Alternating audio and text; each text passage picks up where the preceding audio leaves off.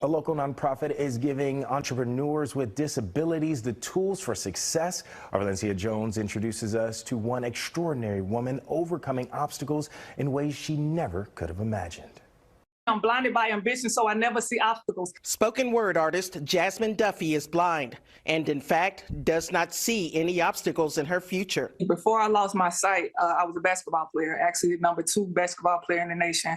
I ended up losing my sight in an eye surgery. That was in 2012 while attending Middle Tennessee State University. I have went through every emotion possible, sadness, depression, denial, until I found myself. It's when the now 35-year-old from McDonough found her calling, but needed an open door to launch her spoken word platform and direct-to-garment printing business. Once you're labeled as a person with a disability, I think that's where other people stop providing opportunities, and Synergy did the opposite. They link you with a mentor. They have, oh my God, like been such a blessing. I saw that there isn't a space for entrepreneurs with disabilities. Nobody is serving them. My youngest son happens to have Down syndrome. It's what inspired Artie Segal to launch her nonprofit, Synergies Work, in 2016. He runs an online tea business, and he has set up his own app technology platform. The program has helped more than 200 entrepreneurs with disabilities since 2016, and it has helped launch more than 70 startup businesses over the last 2 years. There are retail businesses that they might be doing. They might be doing technology-based businesses. They can be service-oriented. Artists and entrepreneurs like Jasmine Duffey.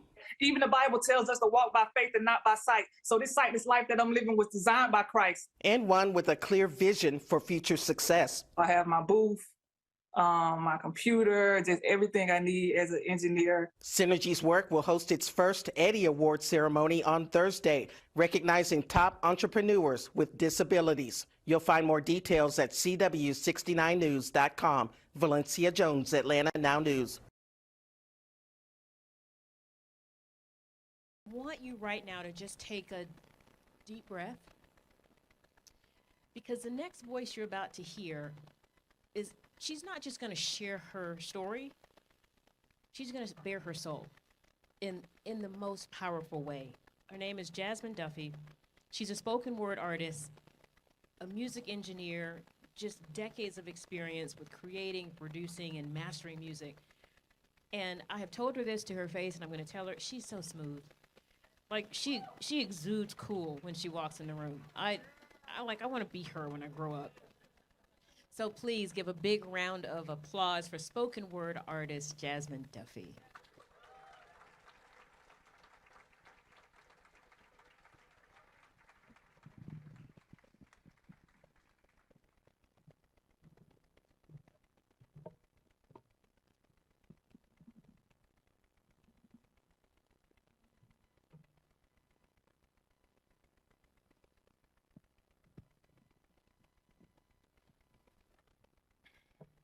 How everybody doing today? I'm a little nervous, so. The name of this poem is called Do You Know What It's Like? So they asked me, as a poet, where do you get these words that you're spitting? And I reply to this question by just simply mentioning, do you know what it's like to receive a phone call at approximately 5:21 p.m. and deep down you just knew something was wrong? Because for the first few seconds after you picked up, all you could hear was boom, boom, boom, boom. This intense heartbeat over the phone. And after someone finally breaks you the news, you just couldn't believe what was going on, so you just sat there in silence, because for a second you just had to be alone before you rushed to the hospital to see your sister, who they say just might not make it. And they're just standing over her. All you can think to yourself is, Lord, why her and not me? I'm stronger. I can take it. I'll give what I have to give just for us to trade places. And Father, I know this is your will, but please just don't let it kill my sister, because I couldn't take it. Do you know what it's like to at that same time be internally going through your own struggles, but you consciously place your problems aside because you know that you're expected to be stronger? See, the devil tried to take my little sister. But yeah, you asked me, as a poet, where do I get these words these words that I whisper.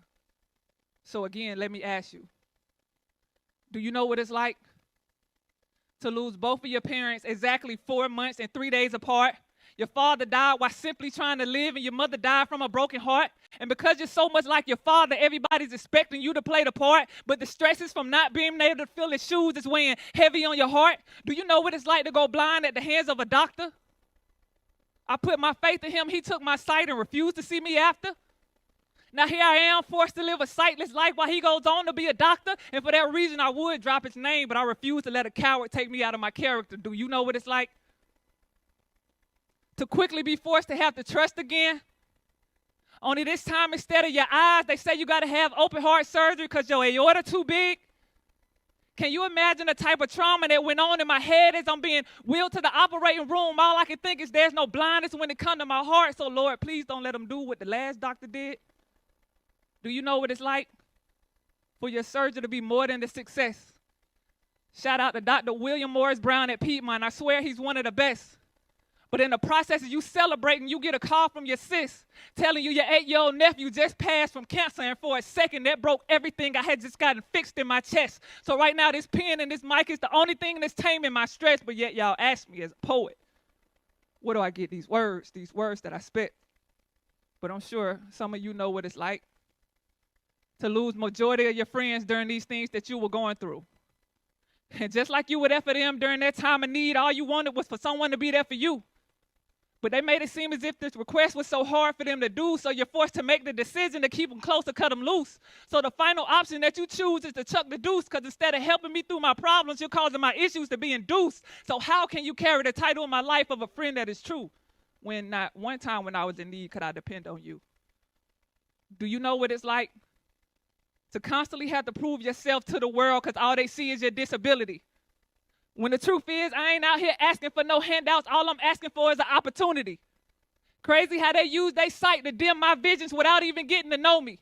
Because if they did, they would see that I'm so blinded by ambition that not even blindness can hold me. And through everything I've overcame in life, with it came a life learned lesson throughout my journey. Look, there's some things in life that you don't want to happen, but yet have to accept.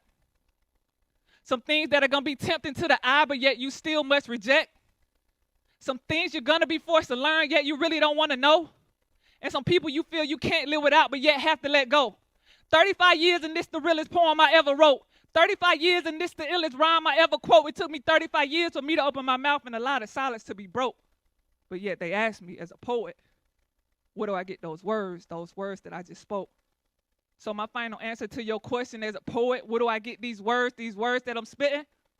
If this is not poetry, what you hear is just me simply venting. And this pen and this mic seems to be the only one down to listen, so I pour my heart into it every time, hoping that it will ease the tension. And now that I know for sure that I have your attention, I don't need it anymore. I'm done venting. Thanks for listening.